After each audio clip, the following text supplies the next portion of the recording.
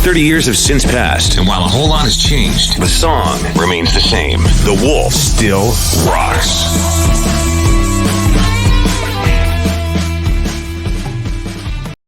Hey there, it's Brian Ellis, morning show host, 101.5 The Wolf, and we continue with our Wolf 30th anniversary, Wolf 30th birthday videos. And joining us today for the chat, we say hello to Catherine Hanrahan. Hello, Catherine.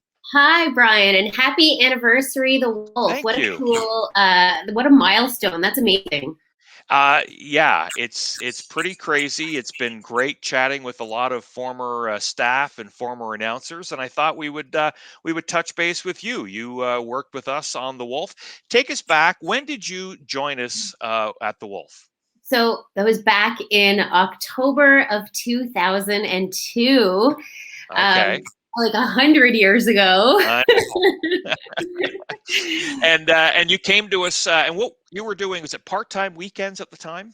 So yeah, I moved to Peterborough to take a part-time job. Who does that? Who uproots and moves cities for part-time work? But honestly, it was the opportunity of a lifetime, and absolutely, it was the best decision, and it was the best thing I ever could have done. My time at the Wolf was so formative, and it's laid the groundwork for the rest of my life so far. It's such an important thing to me.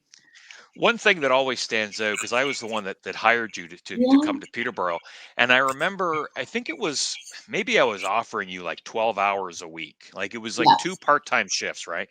And you were moving from, where were you? Toronto? I was in Toronto briefly, but I'm originally from Sudbury. Okay. So I said to you, I remember we had the interviews, and I thought this girl's fantastic. But I remember saying to you, are you sure you want to move to Peterborough and you're going to get 12 hours a week? And your answer was great. You said, look, you know what? Don't concern yourself with that. I will make ends meet. I will do something. And you did, because I remember you worked part-time at Moondance. Yeah. Great record store in the city. That was fantastic. And you also worked at No Frills, and you did what you had to do to make it work. It was, you know what? And it's funny, the adult me looks back at the young me. I would never advise someone to do that. That's crazy. But so worth it. It worked out. My number one priority, I was somewhat fresh out of radio school, and I just wanted to be on the air, and I was going to do anything to be on the radio and to be on a rock and roll radio station when I was 22. How cool is that? That's the opportunity of a lifetime, and I don't regret a thing. It was fantastic. And you're right, it was tough. It was a tough couple of years to start working part-time. I had multiple jobs. I worked at, Moondance, the record store, another Peterborough rock and roll institution, which is pretty cool. I wasn't at No Frills. I applied. They didn't hire me. Oh, okay. I thought you got there. Okay. But I worked at High Tops, the Chinese food restaurant downtown, another legendary Peterborough business with that big neon sign and everything. Lots of part-time jobs to make, my radio career work. And it was an awesome time. And then eventually you did get full-time with our company. Yeah. So 8 years in, the opportunity came up to be a morning show host on their sister station, which was Cruise Radio AM at the time. So I jumped on that. But throughout my time when I was working mornings on the other radio station, there were always opportunities for me to fill in on the Wolf, and I loved that, because I knew there's just something about the Wolf. It's that legendary radio station. It's the freaking howl, which, people from all over, anyone who's even passed through Peterborough and had the Wolf on their radio, everyone knows that howl, and it's so identifiable. It's as a former audio producer, that's the ultimate audio logo. It's the best.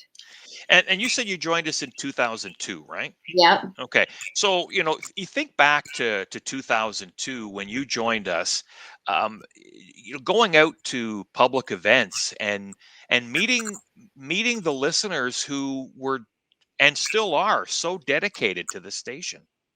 It's amazing. So I haven't been on the air in, I think, maybe 4 years now. And I still run into people in town, and they're like, oh, yeah, you're the girl on the Wolf. Yeah. Yeah. And that's me. Yeah, and it's, it's one of those things that's forever going to be, associated with you. And it's honestly, it's a proud association. It's such an institution and such a really cool time and Yeah. a cool thing to be involved in. And yeah, you're right. The fans, the listeners are dedicated. They're lifelong. They love it. They know the personalities, and I think that's a testament to the personalities on the station too. Everyone is really, it's like a member of the family when you have them on the radio all the time, listening to them. You really connect with the community, and they connect with you. No, I know that there's probably a number of them, but is there one thing that kind of sticks out for you from your time with us at the Wolf? Honestly, it's so I feel bad saying this because it's such a difficult time for so many people, but it really it's one of my fondest memories just because it shows me the impact of local radio, the importance of local radio in a community, and that was the great flood of 2004. Yeah. And you remember that morning. You called me early in the morning. I wasn't supposed to be at work that day. And I get a phone call from you waking me up at dawn saying, Catherine, there's an emergency. The downtown is flooding. Peterborough is flooding. You've got to come in. We've got announcers who are stuck on the road. Their cars are floating away. You've got to come in and help us run things. And I remember stepping out of my apartment at the time. I was further up George Street. I stepped out of my apartment and the sidewalk was like barely wet. And I thought, Brian, you're such an exaggerator. Are you drinking?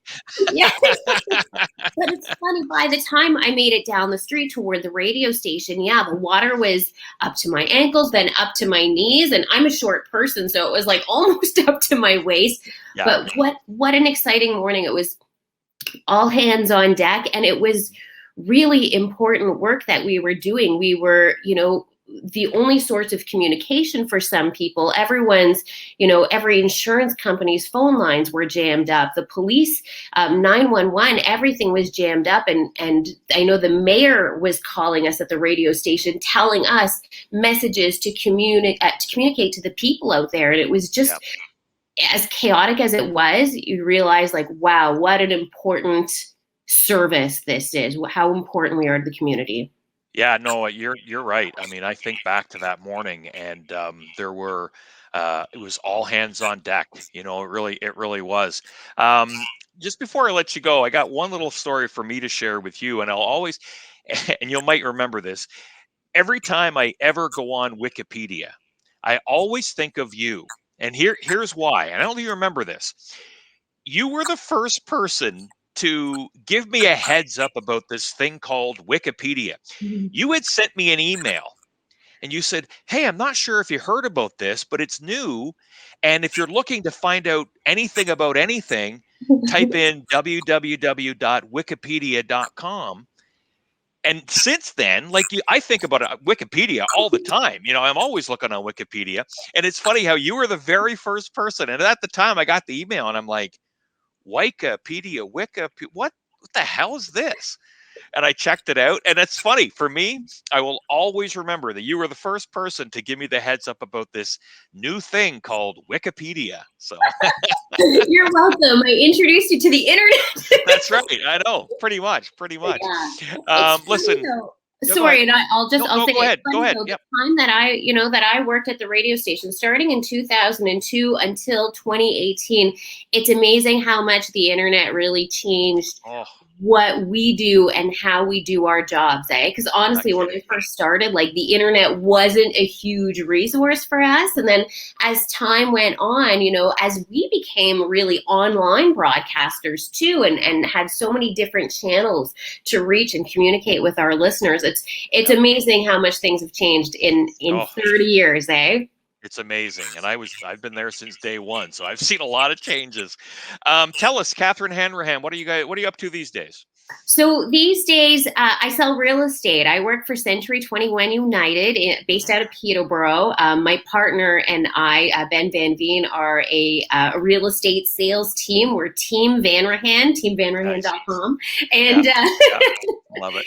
And yeah, it's been, it's been a fantastic transition. I, loved my time in radio, and I absolutely credit my time in radio with the success I've experienced in real estate, because I wouldn't have all of these relationships. Like my current business is based on the relationships I've built in Peterborough and the surrounding area, and the community work that I've been able to do because, again, of my work in radio and broadcasting. So it's, again, my time at the Wolf at Chorus in Peterborough has been everything to me. It's what made me who I am today.